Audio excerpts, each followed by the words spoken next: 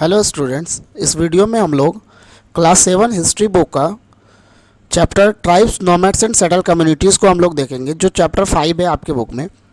तो इसका first part में हम लोग जो है पेज नंबर 53 तक हम लोग कर चुके थे और यहाँ हम लोग 54 से हम लोग इसको पढ़ेंगे। ठीक है, यदि आपने पार्ट 1 नहीं देखा है तो हम जो है यहाँ पे डिस्क्रिप्शन में जो है आपका पार्ट 1 का लिंक यहाँ पे प्रोवाइड करवा देंगे, आप उसको ज़रूर देखिएगा। ठीक है, ताकि आपका चैप्टर जो है अच्छे से क्लियर हो सके। तो आइए हम लोग वीडियो को देखते हैं। तो यहाँ 54 पेज नंबर आप अपने बुक में निकाल लीजिएगा, वहाँ से हम लोग जो है आगे यहाँ पे रीड कर रहे हैं। तो यहाँ दिया गया है many pastoral tribes reared and sold animals such as cattle and horses. तो उस समय क्या था कि बहुत सारा जो पेस्टोरल ट्राइब था, पेस्टोरल का मतलब क्या है कि जो जानवर वगैरह चराते थे, ठीक है, जो ट्राइब्स, उसी को पेस्टोरल ट्राइब्स कहा गया है। वो क्या करते थे यहाँ पे, रियर्ड एंड सोल्ड एनिमल्स, ये लोग जानवर को पालते भी थे और साथ में उसको बेचते भी थे। तो कौन कौन जानवर, जैसे कि यहाँ पे कैटल्स दिया गया है। कैटल्स मतलब यहाँ पे पशु मवेशी होता है, जैसे कि गाय है, बकरी है, जिससे दूध हो गया, मांस हो गया, हम लोग ऑप्टेन करते हैं, तो वो कैटल्स में आता है। इसके अलावा हॉर्सेस, इसको ये लोग क्या करते थे, रेयर और सोल्ड। ठीक है, यानी रेयर मतलब पालना। इसके बाद यहाँ पे उसको बेचते थे, किसको, to the prosperous people.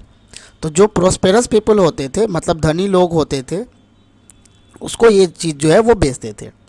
Different castes of petty peddlers also travelled from village to village. और उस समय यहाँ पे लिखा हुआ है अलग अलग कास्ट का जो है पेटी पेडलर्स। पेटी मतलब होता है छोटा मोटा, और पेडलर्स हम लोग बोलते हैं किसको, तो जो फेरी वाला होता है, घूम घूम कर सामान बेचता है गांव वगैरह में, उसी को पेडलर बोला जाता है। तो जो छोटे मोटे पेडलर भी जो होते थे, also travelled from village to village, वो भी उस समय विलेज टू विलेज क्या करते थे, ट्रेवल करते थे। ठीक है, उसके बाद यहाँ दिया गया है they made and sold wares such as ropes, reeds, straw, matting and coarse sacks. तो वे जो पैडलर्स होते थे वो क्या करते थे, दे मेड यानी वो बनाते थे और बेचते थे। वेयर्स मतलब सामान होता है, तो कौन सा सामान, जैसे कि रॉप्स है, यहाँ पे रस्सी है, रीड्स है, रीड्स किसको बोला जाता है, तो फ्लूट हो गया, जैसे बांसुरी वगैरह। स्ट्रॉ मैटिंग है, यानी स्ट्रॉ का बना हुआ मैट है, चटाई है, स्ट्रॉ मतलब पुआल होता है। एंड कोर्स से, कोर्स मतलब आपका होता है कड़ा, यानी कि भारी टाइप का जो है, और सेक्स मतलब बोड़ा, बोड़ा भी बनाते थे, यानी बैग्स बनाते थे जिसमें सामान वगैरह भरा जाता है। Sometimes mendicants acted as wandering merchants, और कभी कभी यहाँ पे लिखा हुआ है जो मेंडिकेंट्स होते थे, मेंडिकेंट मतलब भिखारी।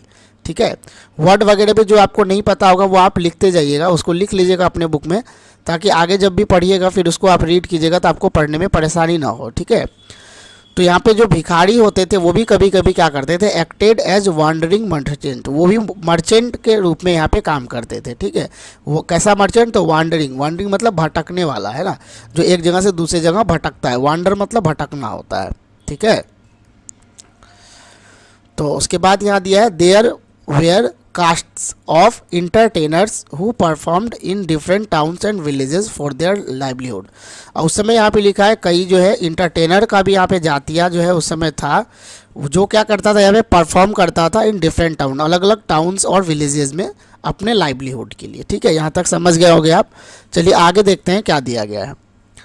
आगे यहाँ पे है changing society, new castes and hierarchies.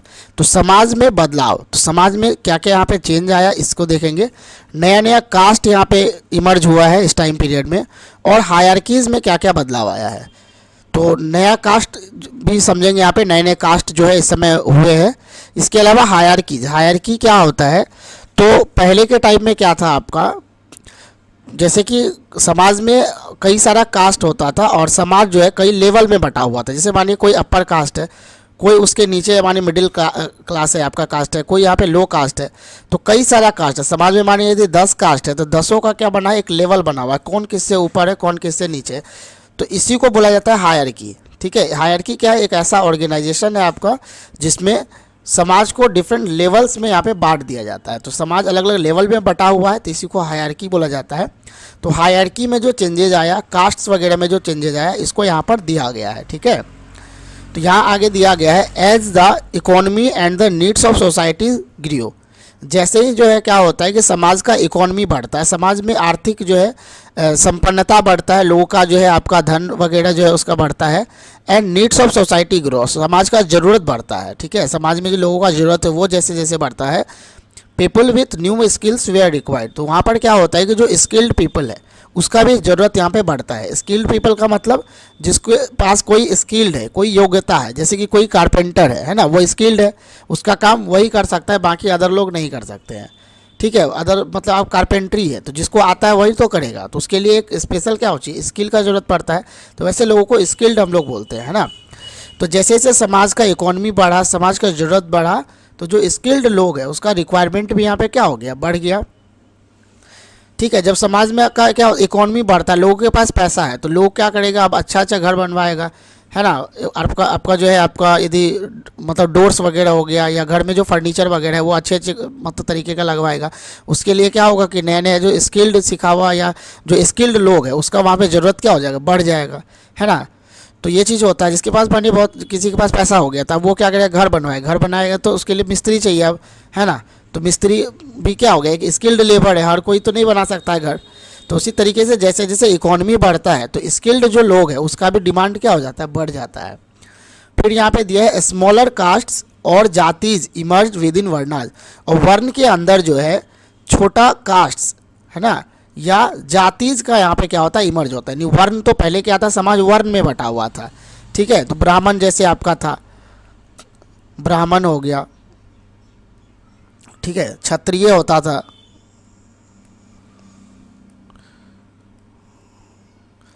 है ना, वैश्य था,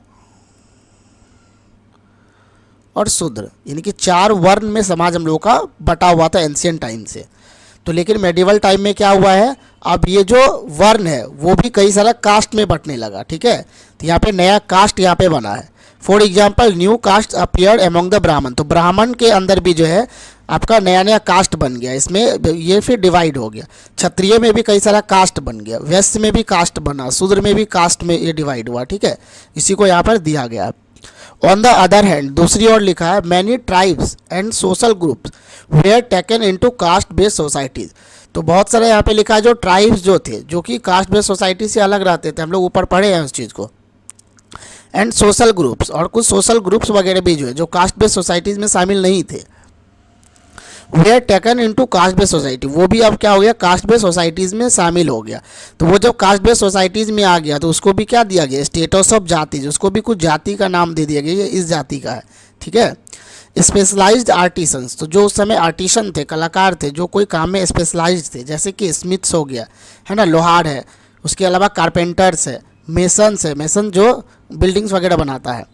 where also recognised as separate jatis by the Brahman, तो ब्राह्मण्स के द्वारा इसको भी क्या किया गया, तो जाति के रूप में इसको रिकोगनिशन दिया गया, एक पहचान दिया गया कि ये कारपेंटर जाति का है, ये मेसन जाति का है। इस तरीके से jatis rather than varna became the basis of organising societies, और इस समय क्या हो गया मेडिवल टाइम में, वर्ना के जगह पे जो है जाति जो है वो सोसाइटीज़ को ऑर्गेनाइज करने का आधार बन गया। यानी कि अब सोसाइटीज़ यहाँ पे जो इसका हायरार्की है वो जाति के आधार पे बढ़ गया। ठीक है, पहले था कि ब्राह्मण था, वैश्य था, आपका ये क्षत्रिय है, वैश्य है, शूद्र है, तो वर्ण में बटा हुआ था समाज, अब किस में यहाँ पे हो गया, जातिज में बढ़ गया। ठीक है, चलिए आगे हम लोग देखते हैं। यदि वीडियो आपको अच्छा लग रहा होगा तो वीडियो को जो है लाइक कर दीजिएगा। ठीक है, और चैनल को सब्सक्राइब कर दीजिएगा यदि चैनल पे नए है तो, है ना। और भी जो है आपका सब्जेक्ट का जो आपका यहाँ पे एक्सप्लेनेशन वगैरह जो है यानी वीडियो जो यहाँ पे अपलोड होगा, तो इस तरीके से जो है यदि आप 6 से लेकर 10th किसी भी क्लास में है और तो आप चैनल को जो है सब्सक्राइब कर दीजिएगा। चलिए आगे हम लोग देखते हैं। डेलिब्रेशन ऑन जाति, तो जाति को लेकर यहाँ पे डेलिब्रेशन किया गया। डेलिब्रेशन का मतलब एक्सप्लेनेशन, तो यहाँ पे कुछ एक्सप्लेनेशन दिया गया है। 12th सेंचुरी इंस्क्रिप्शन फ्रॉम वेकोंडन उदय्यर इन तिरुचिरापल्ली तालुका, तो 12th सेंचुरी का एक क्या है, इंस्क्रिप्शन है। इंस्क्रिप्शन किसको बोलते हैं, तो जो वाल पे लिखा हुआ होता है, जैसे कि कोई आपका बिल्डिंग है उसके वाल पे, ठीक है, यदि कोई भी चीज़ जो है उसको कुरेद के लिख दिया जाता है, इसी को इंस्क्रिप्शन बोला जाता है। ये चीज़ हम लोग का 6 में भी था, है ना, वाल पे लिख देंगे, या कोई मतलब जो इंस्क्रिप्शन को हिंदी में शिलालेख बोला जाता है। कोई आपका जो है यहाँ पे वाल को खड़ा करके उसके बारे में लिख दिया जाता है, कोई बिल्डिंग के बारे में, तो वो आपका इंस्क्रिप्शन हो गया। ठीक है, स्टोन वगैरह पे लिखा जाता है ये। तो 12th सेंचुरी का एक इंस्क्रिप्शन है जो मिला कहाँ से है, तो वह है कोंडन उदय्यर से, इन तिरुचिरापल्ली, जो कि कहाँ पे है, तिरुचिरापल्ली तालुका में है, यानी कि जिला में है, जो कि प्रेजेंट डे है आपका तमिलनाडु में। डिस्क्राइब्स द डेलिब्रेशन इन अ सभा ऑफ ब्राह्मण्स, जिसमें यहाँ पर लिखा हुआ है कि एक सभा के दौरान जो है ब्राह्मण के द्वारा यहाँ पे डिस्क्राइब किया गया था। जाति के बारे में कुछ यहाँ पे बातचीत चल रहा है, उसी को यहाँ पे लिखा गया है। They deliberated on the status of a group known as Rathakaras. वो लोग यहाँ पर क्या कर रहे हैं, एक ग्रुप है जिसका नाम है रथ काराज, उसको जाति का स्टेटस दिया जा रहा है, उसके बारे में यहाँ पे डेलिब्रेट कर रहे हैं, उसके बारे में बता रहे हैं, ठीक है, कि उसको क्या क्या काम करना होगा, ये सारा चीज़। रथ काराज का यहाँ पे मीन क्या है, तो चेरियट मेकर्स, तो यानी कि रथ बनाने वाला, ठीक है, चेरियट मतलब रथ।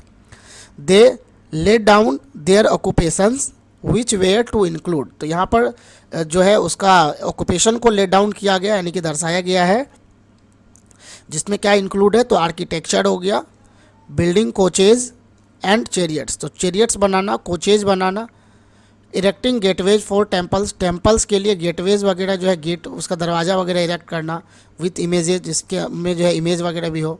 प्रिपेयरिंग वुडन इक्विपमेंट, जो लकड़ी का इक्विपमेंट वगैरह है जिसका यूज़ सेक्रीफाइस के लिए किया जाता है, सेक्रीफाइस मतलब बलि, तो बलि देने के लिए जिसका यूज़ किया जाता है, इक्विपमेंट का, औजार का, जो लकड़ी का होता है, उसको बनाना। बिल्डिंग मंडप्स, तो मंडप्स बनाना जो कि मंदिर में होता है। Making jewels for the king, राजा के लिए ज्वेल्स वगैरह बनाना। तो ये सारा काम जो है डिफाइन किया गया। ये काम किसका हो गया, रथकाराज का, नहीं रथकारा ये सारा काम करेगा, ठीक है। तो इस तरीके से अलग अलग कास्ट का काम भी उस समय डिफाइन होता था, ठीक है। चलिए आगे हम लोग देखते हैं क्या है। तो यहाँ दिया गया एमोंग द क्षत्रियाज, यानी कि क्षत्रिय के बीच जो है new Rajput clans became powerful by the 11th and 12th century. 11th और 12th सेंचुरी तक यहाँ पर लिखा हुआ है कुछ नए राजपूत के जो क्लेन्स थे वो क्या हो गए, पावरफुल हो गए। तो क्लेन्स क्या होता है, तो क्लेन्स का मतलब होता है क्या, तो ये ग्रुप ऑफ फैमिलीज़ है आपको, यानी कि 2-3 फैमिलीज़ का, या 2-3 या 10-5 हो सकता है, ग्रुप ऑफ फैमिलीज़ है, लेकिन इसके सारे मेंबर एक दूसरे के रिलेटेड होंगे। वेयर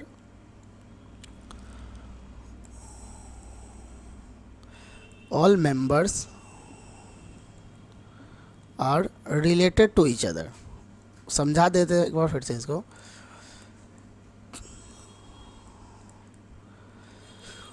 तो देखिए पहले के टाइम में क्या होता था कि फैमिली बड़ा होता था, जैसे मान लेते हैं एक फैमिली, उसके में 100 मेंबर है, तो 100 मेंबर है, तो ऐसे देखा जाए तो उसमें कई आपका फैमिलीज़ हो जाएगा। जैसे मान लेते हैं कि एक कोई आदमी है, उसका फिर पत्नी होगा, उसका बच्चा होगा, फिर हो सकता है इसका भाई होगा, उसका फिर पत्नी है, ठीक है, उसका फिर इसमें बच्चा वगैरह है, तो यहाँ 2 फैमिली हो गया। तो इस तरीके से मानिए 5-6-10 फैमिली का क्या होगा, एक ग्रुप है आपका, लेकिन सारा लोग जो है एक दूसरे के रिलेटिव है ना। तो रिलेटिव यहाँ पे क्या हो गया, ग्रुप ऑफ फैमिलीज जो होता है उसी को यहाँ पे क्या बोलते हैं, क्लेन्स बोलते हैं, ठीक है। लेकिन ये ग्रुप ऑफ फैमिलीज़ का ऐसा नहीं कि एक आपके परिवार का एक किसी और के परिवार का है, वैसा ग्रुप नहीं, मतलब ऐसा ग्रुप ऑफ फैमिली जिसमें सारा कोई एक दूसरे के रिलेटिव हो, ठीक है, तो उसी को क्लेन्स बोला जाता है। तो लिखा हुआ है यहाँ पर कि 11th-12th सेंचुरी के टाइम में कुछ राजपूत क्लेन्स जो है यहाँ पे वो क्या हो गए, पावरफुल हो गए, ठीक है, by the 11th and 12th century.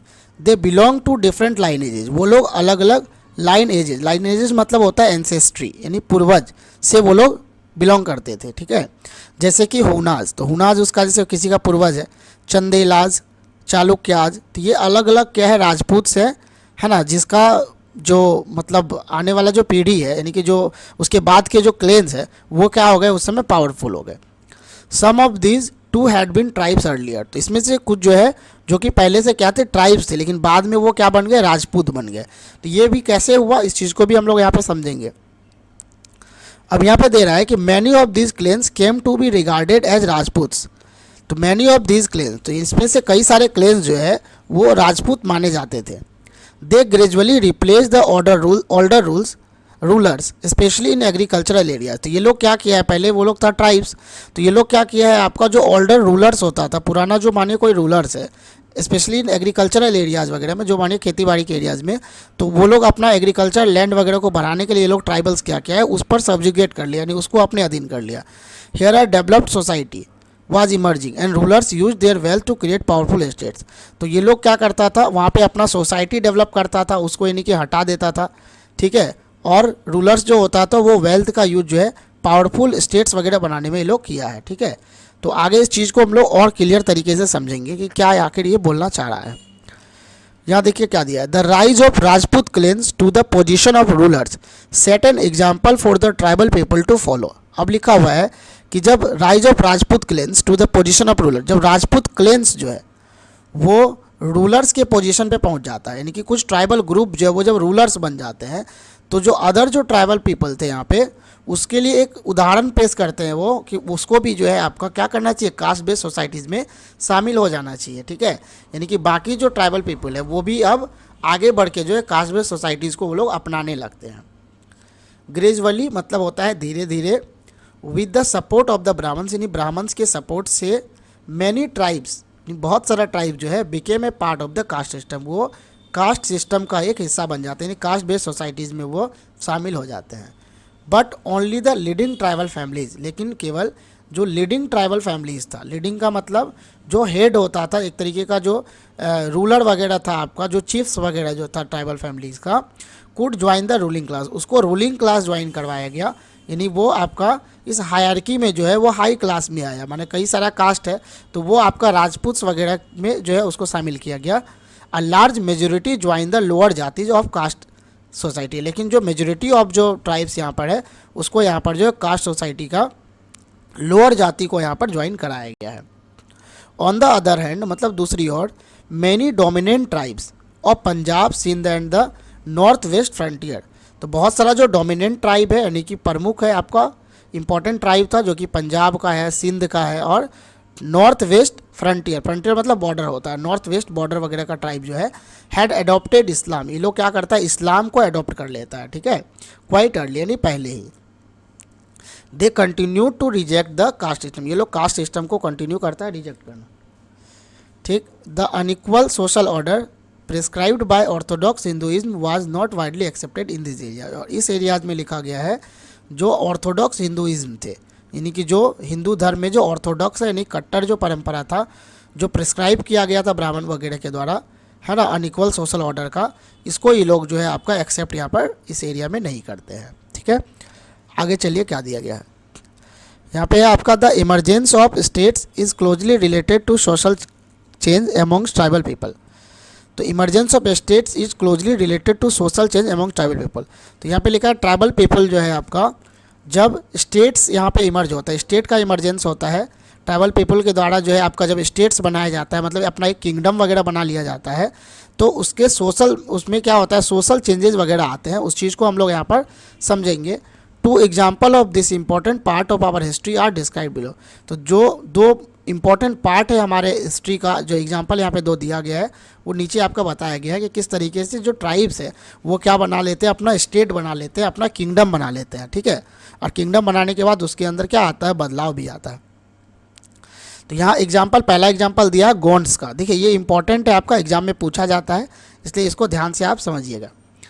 The Gonds lived in a vast forested reason called Gondwana, तो गोंड्स यहाँ पर लिखा हुआ है, एक विशाल फॉरेस्टेड रीजन में ये रहते थे जिसका नाम क्या था, गोंडवाना था। ठीक है, और कंट्री इनहेबिटेड बाय गोंड्स, तो गोंडवाना का मतलब होता है कंट्री इनहेबिटेड बाय गोंड्स, यानी देश जो गोंड के द्वारा जहाँ उसका निवास स्थान है, इनहेबिट मतलब निवास करना, तो गोंड जहाँ निवास करते थे उसी का नाम गोंडवाना था।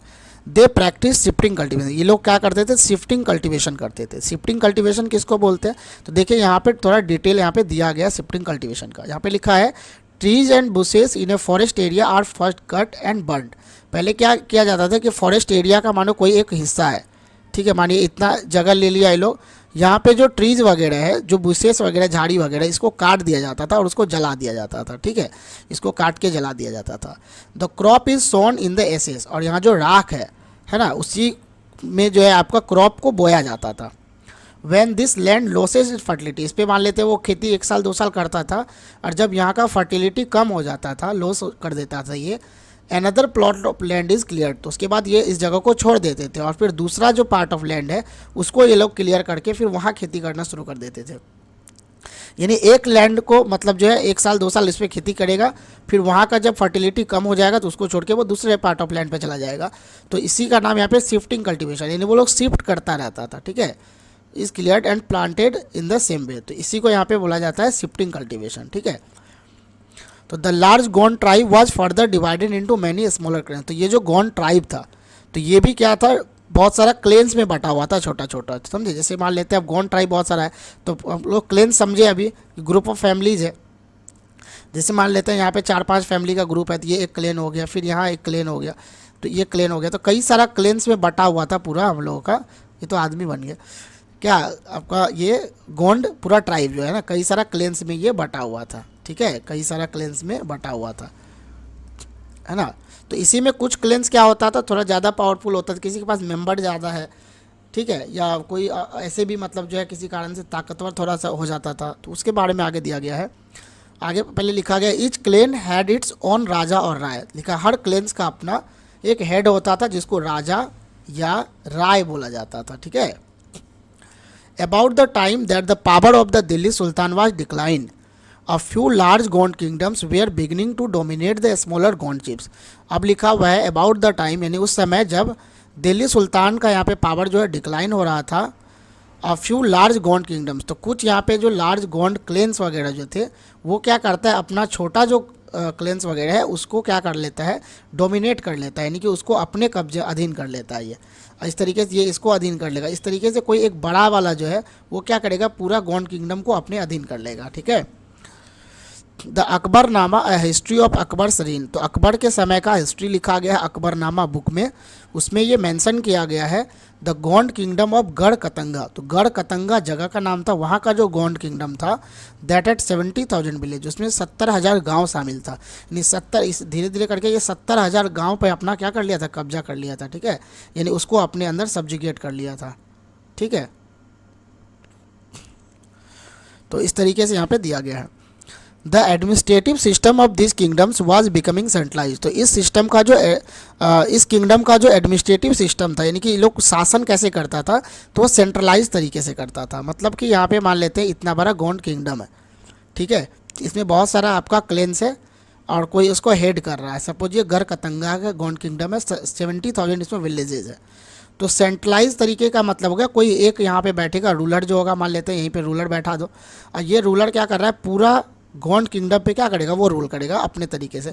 अब यहाँ पर तो अकेले तो इतना मतलब पूरा गोंड किंगडम पे रूल करना डिफिकल्ट होगा, तो इसको क्या करेगा, वो बांट देगा। जैसे अभी इंडिया में हम लोग का क्या है, उसको एडमिनिस्ट्रेटिव जो है आपका एडमिनिस्ट्रेशन ईजी हो इसीलिए को उसको क्या स्टेट में बांटा गया, स्टेट को फिर जाके जिला में बांट दिया गया है ना, जिला को भी फिर विलेजेस वगैरह में बांटा गया, ब्लॉक में बांटा गया। उसी तरीके से यहाँ पे भी था, एडमिनिस्ट्रेटिव सिस्टम होता तो था क्या, सेंट्रलाइज तरीके से, लेकिन यहाँ पे दिया गया the kingdom was divided into, in kingdom यहाँ पे क्या था, बटा हुआ था इनटू गढ़्स, किंगडम को फिर गढ़ में बांटा गया था। मतलब हो गया ये आपका एक गोंड किंगडम है ना, इसको कुछ गढ़ में बांट देंगे। जैसे कि यहाँ पे मान लेते हैं ये 4 यहाँ पे गढ़ हो गया, ठीक है।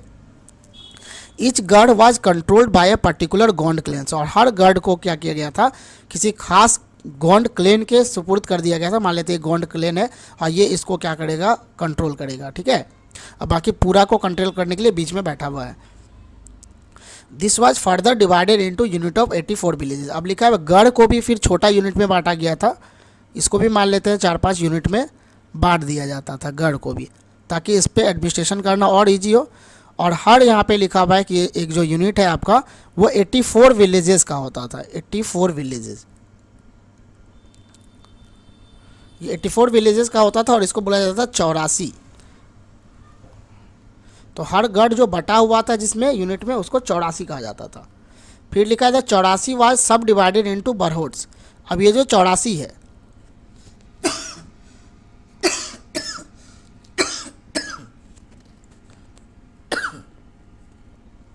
अब ये जो 84 है यहाँ पे,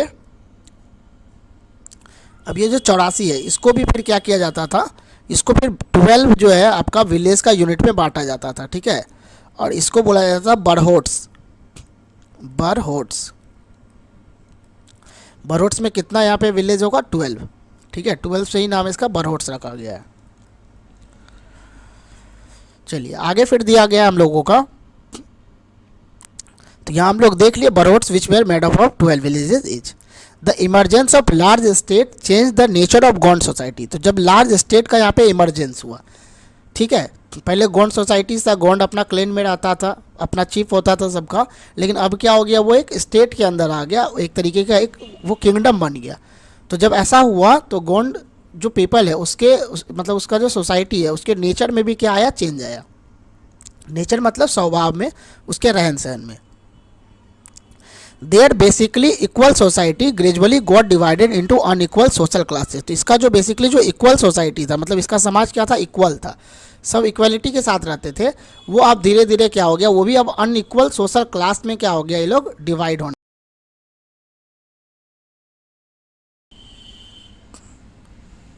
आगे दिया गया है, Brahmins received land grants from the Gond raja and became more influential.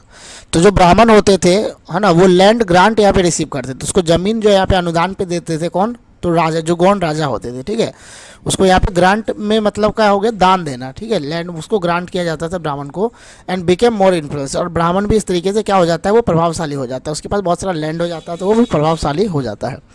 The Gond chiefs now wish to be recognise as Rajput. अब गोंड चीफ जो है वो ऐसा अब इच्छा करने लगता है कि उसको भी राजपूत का क्या मिले, रिकॉग्निशन मिले, यानी कि एक पहचान मिले उसको, ठीक है।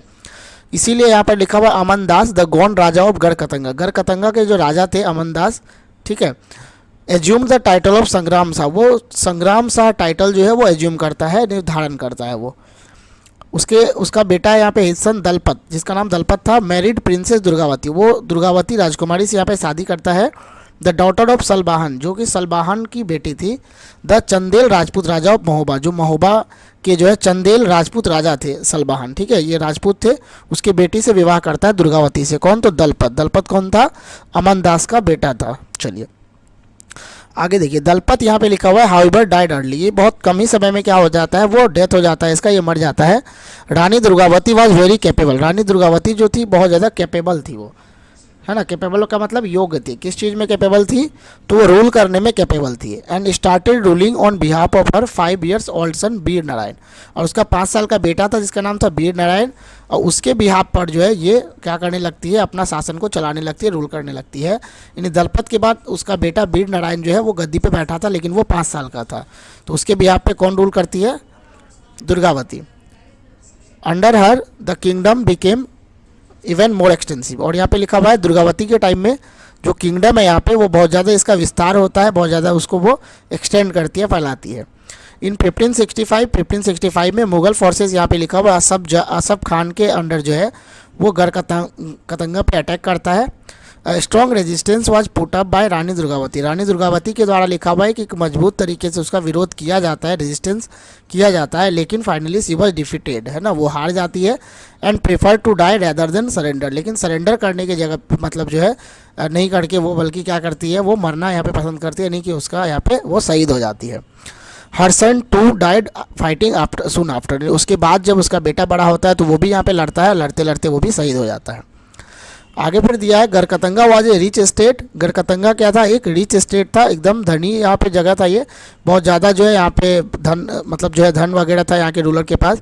It earn much wealth by trapping and exporting wild elephants to other kingdoms, तो ये जो धन कमाया ये ज़्यादातर हिस्सा कहाँ से कमाया था, तो यहाँ वाइल्ड जो एलिफेंट्स है उसको वो अदर किंगडम्स को एक्सपोर्ट करता था, ठीक है, इसको ट्रैप करता था, फिर इसको भेजता था, उसको बेचता था वो, क्योंकि गढ़कतंगा जो है गोंडवाना लैंड पे यहाँ पे बसा हुआ था, और ये एक तरीके से क्या था, पूरा फॉरेस्टेड एरिया था, तो यहाँ पे वाइल्ड एनिमल्स एलिफेंट्स पाए जाते थे जिसको ये लोग ट्रैप करके एक्सपोर्ट करते थे। When the Mughals defeated the Gonds, जब मुगल यहाँ पे गोंड को डिफीट करता है, दे कैप्चर्ड अ ह्यूज बूटी of precious coins and elephants, तो यहाँ पे एक विशाल यहाँ पर लिखा हुआ है जो बूटी जो है यहाँ पे प्रीसियस क्वाइंस का और एलिफेंट्स का जो है वो कैप्चर करता है, ठीक है, बहुत ज़्यादा भंडार जो है उसको मिलता है एलिफेंट्स और क्वाइंस का। तो यहाँ पर दिया गया है they annexed part of the kingdom and granted the rest to Chandar Shah and uncle of Vir Narayan, तो मुगल के द्वारा यहाँ पे लिखा हुआ है कि इसका पार्ट ऑफ किंगडम जो है, किंगडम का कुछ हिस्सा जो है उसको एनेक्स किया जाता है, उस पर कब्जा कर लिया जाता है, और बाकी कुछ हिस्सा यहाँ पर जो है रेस्ट ऑफ जो हिस्सा है यहाँ पे वो चंदर शाह को यहाँ पर जो है ग्रांट कर दिया जाता है, जो कि वीर नारायण के कौन थे, अंकल थे, ठीक है। डिस्पाइट द फॉल ऑफ गढ़कतंगा, गढ़कतंगा के फॉल होने के बावजूद यहाँ पे लिखा है जो गोंड किंगडम है वो सर्वाइव करता है फॉर सम टाइम, कुछ समय तक ये आपका सर्वाइव करता है, लेकिन बाद में लिखा हुआ है they become much weaker and later struggle unsuccessfully against the stronger Bundelas and Marathas, तो ये बहुत कमज़ोर हो जाता है धीरे धीरे, और उसके बाद जो है लास्ट में ये बुंदेलाज और मराठा जो कि यहाँ पे स्ट्रॉन्गर यहाँ पर जो है किंगडम था उससे अनसक्सेसफुली यहाँ पे लड़ाई लड़ता है, लड़ते लड़ते जो है आपका ये धीरे धीरे ख़त्म हो जाता है। उसके बाद यहाँ पे ओम्स के बारे में दिया हुआ है, ओम्स भी एक ट्राइबल ग्रुप है जो किस तरीके से जो है किंगडम्स जो है बनाता है अपना, उसके बारे में यहाँ पे दिया गया है। The Ahoms migrated to the Brahmaputra valley from present day Myanmar in the 13th century, तो ओम जो ट्राइब था वो ब्रह्मपुत्रा वैली में आया था। कहाँ से आया था? तो प्रेजेंट डे म्यांमार, यानी कि म्यांमार से माइग्रेट करके ये आया था 13th सेंचुरी में, ठीक है। तो ओम ट्राइबल जो है वो ब्रह्मपुत्रा वैली में म्यांमार से आपका माइग्रेट करके आया था। They created a new states by suppressing the older political system of the Bhuyans during the 16th century. और 16th सेंचुरी के दौरान जो है कि ड्यूरिंग यहाँ पर जो है वो क्या करता है, अपना स्टेट बनाता है, यानी एक अपना किंगडम बनाता है। जो वहाँ पे पॉलिटिकल सिस्टम था ओल्डर, यानी कि भूयांस वगैरह जो थे, लैंडलॉर्ड्स वगैरह जो थे, ज़मींदार, उन लोगों को यहाँ पे सप्रेस करके उसको दबाकर, है ना, कैप्चर करके जो है अपना एक स्टेट यहाँ पे फॉर्म करता है। They annex the kingdom of the Chutiyas and of Koch Hajo. तो ये जो चुटियाज यहाँ पे है, कोच हाजो जो है, इसका पहले से किंगडम बना हुआ था, ये सभी ट्राइबल ही है। तो इसके किंगडम को भी ये लोग क्या करता है, एनेक्स कर लेता है, कब्जा कर लेता है उसको, ठीक है। And subjugate many other tribe, और भी कुछ ट्राइब्स वगैरह को यहाँ पर वो सब्जुगेट कर लेता है, अपने अधीन कर लेता है, उस पर कंट्रोल कर लेता है और अपना जो किंगडम है वो बड़ा बनाता है। The Ahoms built a large state. तो ओम्स के द्वारा एक बड़ा स्टेट यहाँ पे बनाया जाता है। स्टेट का मतलब यहाँ पे किंगडम्स है। And for this they use firearms as early as the 1530। और इसके लिए जो है वो क्या करता है, फायर आर्म्स का यूज़ करता है वो, ठीक है। फायर आर्म्स का मतलब क्या, गोला बारूद वगैरह का, as early as the 1530s के टाइम में, जो कि बहुत कम एक तरीके का ईयर था। इस समय फायर आर्म्स का यूज़ जो है कोई नहीं करता था। इस तरीके से जो है आपका ये फायर आर्म्स का यूज़ किया, कोई भी जो यहाँ पर जो ट्राइबल किंगडम वगैरह है तो वो फायर आर्म्स का यूज़ नहीं किया था। तो ये ओम्स यहाँ पे फायर आर्म्स का यूज़ करता है, जिसके कारण से बहुत सारा जो किंगडम्स है उसको वो एनेक्स कर पाता है और अपना स्टेट को बढ़ा पाता है। तो यहाँ देखिए 1530s दिया हुआ है ना, इसमें एस लगा हुआ है, तो इसका क्या मतलब होता है, तो 1530s का मतलब होता है 1530 to 40, ठीक है। 1530 से लेके 1540 तक जब होगा तो 1530 होगा, यानी कि डिकेड को ये इंडिकेट करता है। By the 1660s they could even make high quality gun powder and cannons. और 1660s तक यहाँ पर जो है वो क्या कर सका, यहाँ पे हाई क्वालिटी का गन पाउडर और कैनॉन्स जो है उसको बनाने में उसको जो है सफलता मिलता है, ठीक है। कैनॉन्स मतलब तोप वगैरह है यहाँ पे। However the Ahoms faced many invasion from the south west. लेकिन यहाँ पे साउथ वेस्ट से जो है इसको बहुत सारा इन्वेशन का भी यहाँ पे सामना करना पड़ता है। इन्वेशन का मतलब आक्रमण। इन 1662 में द मुगल्स अंडर मीर जुमला अटैक्ड द ओम किंगडम। तो मुगल्स यहाँ पर जो है मीर जुमला के मतलब अंडर में वो ओम किंगडम पर अटैक कर देता है, ठीक है। Despite there brave defence. तो यहाँ पे बहुत बहादुरी के साथ ये डिफेंस करता है, यानी अपना बचाव करता है। इसके बावजूद भी यहाँ पे ओम्स यहाँ पर क्या होता है, वो डिफीट हो जाता है। But direct Mughal control over the region could not last long. लेकिन लंबे समय तक यहाँ पे मुगल का डायरेक्ट कंट्रोल नहीं रहता है, बाद में और कोई किंगडम यहाँ पर जो है रूल करने लगता है।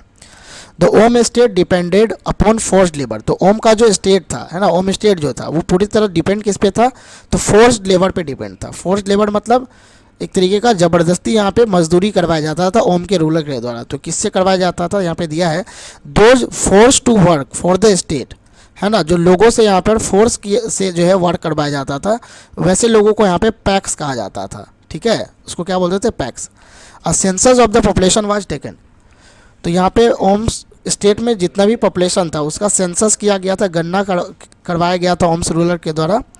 Each village had to send a number of paiks by rotation. और हर विलेज को रोटेशन में जो है पैक्स भेजना पड़ता था। पैक्स का मतलब वैसे लोगों को भेजना पड़ता था, जो एक नंबर पहले से डिफाइन था उतना भेजना पड़ता था, जिससे वो फोर्स्ड लेबर रूलर करवा सके, ठीक है। तो हर विलेज का जब बाड़ी आता था तो वहाँ से जो है मतलब जितना भी संख्या होगा, नंबर होगा 100 500 उसको या 50 जितना भी होगा उसको भेजना पड़ेगा पैक्स को।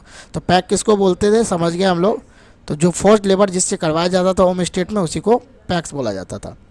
Peoples from heavily populated areas were shifted to less populated places.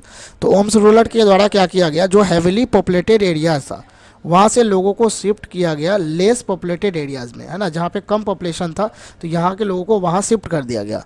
Ohms cleanse where दस ब्रोकन अप। तो इस तरीके से जो ओम्स का क्लेंस था, यानी कि जो फैमिली का ग्रुप था वो क्या हो गया, टूट गया। जैसे किसी फैमिली में 500 लोग थे तो वहाँ से 50 लोग को दूसरे जो है एरियाज़ में भेज दिया जाएगा, तो उसका क्लेंस क्या होगा, वो ब्रेक यहाँ पे हो गया। By the first half of the 17th century, 17th century के फर्स्ट हाफ तक जो है, यानी कि लगभग 1650s तक जो है आपका, जैसे 17th सेंचुरी कहीं पे लिखा हुआ है, इसका क्या मतलब होता है, 17th सेंचुरी मतलब 1600 से लेके 1699 जो होगा ये हमारा 17th सेंचुरी होता है, ठीक है। तो मिड यहाँ पे लिखा हुआ है 1760 सॉरी कहाँ था, फर्स्ट हाफ तक यानी कि 1650 तक the administration became quite centralize. तो एडमिनिस्ट्रेशन जो है आपका वो सेंट्रलाइज आपका यहाँ पर हो जाता है, यानी कि सेंटर से जो है उस पर रूल होता है। तो almost all adult male serve in the army during war. अब यहाँ पे ओम्स के टाइम में ये रूल था, ओम्स के स्टेट में, कि यदि कहीं लड़ाई लड़ना है यानी कि जो वार वगैरह का टाइम जब होता था तो हर एडल्ट को यहाँ पर जो है, हर एडल्ट मेल जो है उसको आर्मी में यहाँ पे सेवा देना पड़ता था, उसको आर्मी में आना पड़ता था, ठीक है, लड़ाई अपने देश के लिए लड़ना पड़ता था। At other times they were engage in building dams. और दूसरे समय यहाँ पर लिखा हुआ है कि वो लोग कहाँ इंगेज किए जाते थे, तो डैम्स बनाने में, इरिगेशन सिस्टम वगैरह में जो है, अदर पब्लिक वर्क्स वगैरह में उन लोगों को लगाया जाता था। The Ahoms also introduced new method of rice cultivation. तो ओम्स के द्वारा यहाँ पे लिखा हुआ है राइस कल्टिवेशन का भी जो है नया मेथड को इंट्रोड्यूस किया गया था। तो Ahom society was divided into clans और खेल्स। तो ओम सोसाइटी जो था वो क्लेन्स या खेल में बटा हुआ था, ठीक है। There were very few caste of artisan. तो ओम यहाँ पे सोसाइटी में लिखा हुआ है आर्टिसंस जो थे वो बहुत कम मात्रा में थे, उसका जो कास्ट था वो बहुत कम था, इसीलिए यहाँ पे लिखा हुआ artisan in the Ahoms areas came from the adjoining kingdom. तो एडजॉइनिंग जो किंगडम्स यानी कि आसपास के किंगडम से यहाँ पे लिखा हुआ ओम के एरियाज में आर्टिसंस वगैरह जो है वो आते थे, ठीक है। अ खेल ऑफन कंट्रोल्ड सेवरल विलेजेस। तो एक जो खेल होता था वो कई विलेजेस को यहाँ पे कंट्रोल करता था। The peasant was given land by his village community. और विलेज के कम्युनिटी के द्वारा ही किसान को ज़मीन दिया जाता था। Even the king could not take it away without the community's consent. और यहाँ तक कि कम्युनिटी के सहमति के बगैर यहाँ पर लिखा हुआ है राजा भी उस ज़मीन को उससे नहीं ले सकता था, ठीक है। तो विलेज कम्युनिटी होता था जिसके द्वारा किसान को ज़मीन दिया जाता था, जिस पे किसान खेती करता था। Originally the Ahoms worshipped their own tribal gods. और ओरिजिनली यहाँ पे लिखा है ओम जो होते थे वो अपने ट्राइबल गॉड का यहाँ पे क्या करते थे, पूजा करते थे, ठीक है। During the first half of the 17th century, 17th century का यहाँ पे लिखा है फर्स्ट हाफ में, however the influence of Brahmins increase. जो ब्राह्मण्स का यहाँ पे इन्फ्लुएंस जो है वो क्या हो जाता है, बढ़ जाता है। Temple and Brahmins were granted land by the kings. और राजा के द्वारा यहाँ पे लिखा हुआ है कि ब्राह्मण्स और टेम्पल्स को यहाँ पे ज़मीन वगैरह क्या किया गया था, ग्रांट किया जाता था। In the reign of Shiv Singh. तो शिव सिंह जो है, जो कि ओम्स रूलर थे, उसके राज्य में जो है Hinduism became the pre dominant. Hinduism जो है वो प्री डोमिनेंट रिलीजन हो गया था, यानी कि बहुत ज़्यादा फेमस यहाँ पे रिलीजन हो गया था, ठीक है, बहुत ज़्यादा विख्यात हो गया था ये। But the Ahom kings did not completely give up their traditional beliefs after adopting Hinduism. लेकिन जो ओम रूलर्स थे वो हिंदुइज्म को एडॉप्ट तो कर लेते हैं, लेकिन अपना जो ट्रेडिशनल जो विश्वास था उसका या परंपरा जो था उसको भी वो कम्प्लीटली गिव अप उसको नहीं करते हैं, ठीक है। आगे देखिए दिया गया Ahom society was very sophisticated. Poets and scholars were given land grants. तो ओम जो सोसाइटी था वो बहुत ज़्यादा सोफिस्टिकेट होता था। पोइट्स और स्कॉलर्स जो थे उसको भी लैंड यहाँ पे ग्रांट किया जाता था, उसको दिया जाता था। Theatre was encourage. थिएटर को यहाँ पे इनकरेज किया जाता था, ठीक है। Important works of Sanskrit were translated into the local language. जो उस समय इंपॉर्टेंट वर्क्स पहले से जो संस्कृत में लिखे गए थे उसको ट्रांसलेट करवाया जाता था लोकल लैंग्वेजेस में। Historical chronicles known as buranjis were also written. जो हिस्टोरिकल क्रॉनिकल्स वगैरह जो है वो भी उस समय लिखवाए जाते थे। तो क्रॉनिकल्स भी आप प्रीवियस क्लासेस वगैरह में जान रहे हैं। First in the Ahom language and then in Assamese. तो पहले उसको ओम लैंग्वेज में लिखाया जाता था, फिर उसको असामीज़ वगैरह में लिखवाया जाता था, ठीक है। तो यहाँ पे कंक्लूजन दिया गया, इसको देख लेते हैं क्या है। तो इस चैप्टर में पूरा हम लोग क्या क्या देखें इस चीज़ का यहाँ पे निष्कर्ष दिया गया है। तो considerable social change took place in the subcontinent during the period we have been examining. तो हम लोग जिस पीरियड को अभी पढ़ रहे थे उसमें यहाँ पर क्या क्या चेंजेस वगैरह, सोशल चेंजेस वगैरह यहाँ पे हुए हमारे सब कॉन्टिनेंट में, उसको यहाँ पर दिया गया था। Varna based society and tribal people constantly interacted with each other. जो वर्ण बेस्ड सोसाइटीज़ थे और ट्राइबल पीपल जो थे वो लगातार एक दूसरे के से इंटरेक्ट हो रहे थे, एक दूसरे के संपर्क में आ रहे थे। This interaction called both kind of societies to adapt and change. और इस इंटरेक्शन के कारण दोनों तरह के सोसाइटी में क्या आया, एक एडेप्टेशन हुआ, मतलब और चेंजेस वगैरह आया। मतलब इसके कुछ जो है गुण उसमें चले गए, उसके कुछ गुण इसमें चले आए। There were many different tribes and they took up diverse livelihoods. तो बहुत सारे हमारे कंट्री के अंदर अलग अलग ट्राइब्स रहते थे जिसका लाइवलीहुड जो था अलग अलग था, जीवन यापन अलग अलग तरीके से होता था। Over a period of time many of them merge with caste based societies. और एक पीरियड ऑफ टाइम में जो है आपका बहुत सारे जो ट्राइब्स थे वो क्या हो गए, कास्ट बेस्ड सोसाइटीज़ में मर्ज हो गए, नहीं उसी में मिल गए वो। Others however rejected both the caste and the orthodox Hinduism, और कुछ ऐसे भी रहे जिसने कास्ट बेस्ड सोसाइटीज़ को क्या क्या रिजेक्ट किया, ऑर्थोडॉक्स हिंदुइज्म जो है उसको उसने रिजेक्ट किया। Some tribes established extensive states and well organise system, कुछ ट्राइब्स ने क्या किया, वो बहुत एक्सटेंसिव जो है उसने स्टेट्स बनाए, है ना, बहुत बड़े बड़े किंगडम्स उसने बनाए, with well organise system of administration, और उसने शासन व्यवस्था जो है बहुत ऑर्गेनाइज तरीके से जो है एक सिस्टमेटिक तरीके से उसने किया। दे दस बिकेम पॉलिटिकली पावरफुल, और वे क्या हो गए, पॉलिटिकली वो लोग पावरफुल बन गए। This brought them into conflict with large and more complex kingdom and empires, जिसके कारण से, है ना, उसको क्या हो जाता था, कन्फ्लिक्ट हो जाता था, जो अदर जो यहाँ पे लार्जर किंगडम्स वगैरह जो था, एम्पायर्स वगैरह जो था कास्ट बेस्ड सोसाइटीज़ का, उससे उसका कन्फ्लिक्ट वगैरह चलने लगता था। ठीक है, तो ये वीडियो में हमारा यहीं तक है, ये चैप्टर आपका यहीं कंप्लीट हो रहा है। तो वीडियो कैसा लगा इसको कमेंट बॉक्स में आप ज़रूर बताइएगा, और आगे आपको किस टॉपिक पे वीडियो चाहिए उसको भी कमेंट कीजिएगा। ठीक है, यदि चैनल पे नए हैं तो चैनल को सब्सक्राइब कीजिएगा।